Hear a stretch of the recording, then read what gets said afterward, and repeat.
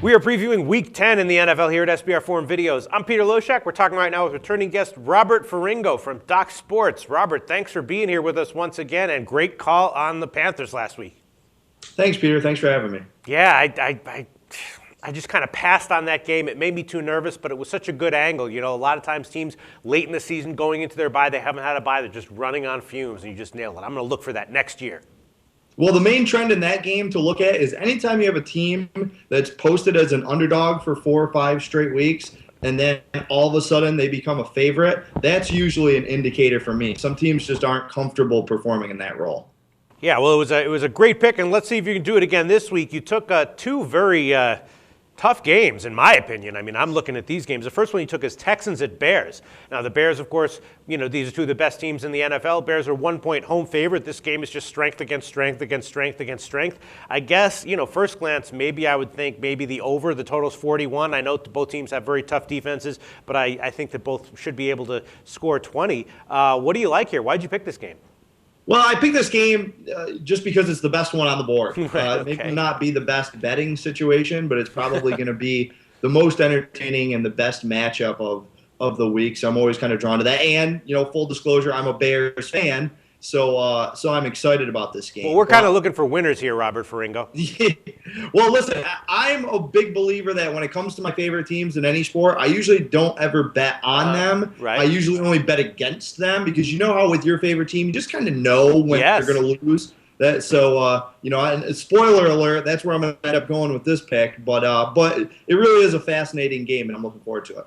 Yeah, no, homer opinions, whether from professionals or even more from just the casual recreational fan, are one of the most valuable opinions in all of sports betting. In fact, a homer fan who truly follows his team very closely, I would consider his opinion more valuable than someone with some proven positive EV math model. But this game here, what side do you like here? You liking the Texans? Maybe a teaser. Maybe if we think it's going to be a close game, we take the Texans on a teaser. I've been going back and forth on this one all week. When the line first came out, even before the line came out on Sunday night, I really, really liked Houston. Mm-hmm. When you just blow up the way that Chicago did last week, hanging over 50 points on Tennessee, when you just dominate another NFL team that decisively, I'm always looking to bet against that team the next week, just because that's the way the NFL roller coaster ride goes. And all this week, all we've heard is talk about the Bears as a legitimate Super Bowl contender, which they are, and the Bears being one of the best teams in the NFL, which they probably are. But I still have them, I believe, at either number 6 or number 7 in my power rankings, with Houston right behind them. But it's one of those situations where there's a big public push on the Bears right now. Mm-hmm. So, I usually want to go against that.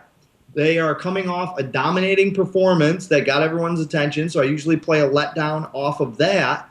And, the line is the indicator. All those things added up, and the Bears still aren't even a field goal favorite at home. That set off some red flags for me when I saw this line released. No, it makes some sense. I mean, but when you talk about the public push, I mean, you saw what happened to all the public pushes last week, right? They won and the books got killed, so that's not a foolproof way of looking at it, Yeah, I mean, it was domination by the public last week, but that's one short term. Yeah, sure.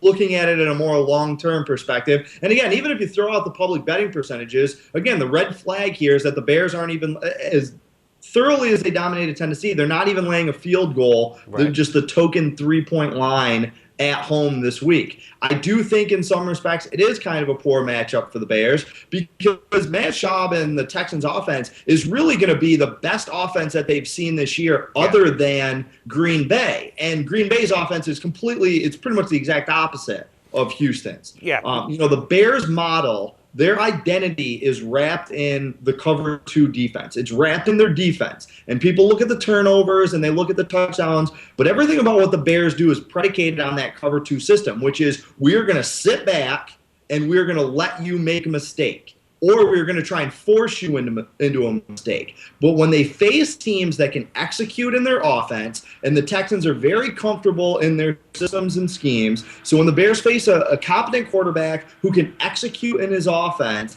or when they face a team that can ram the ball down their throat. That's where we've seen Chicago struggle in the past. And I think that's why it's kind of a bad matchup for them this week. And if the Bears defense isn't forcing turnovers or scoring points, then Chicago's offense is vulnerable because their offensive line is still in the bottom third of the league.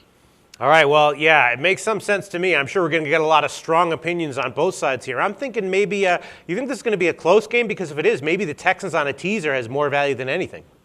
I absolutely think it'll be a close game, but it's also one that I think Houston wins outright. All right. I don't think I would want to dump the value by playing it as a teaser.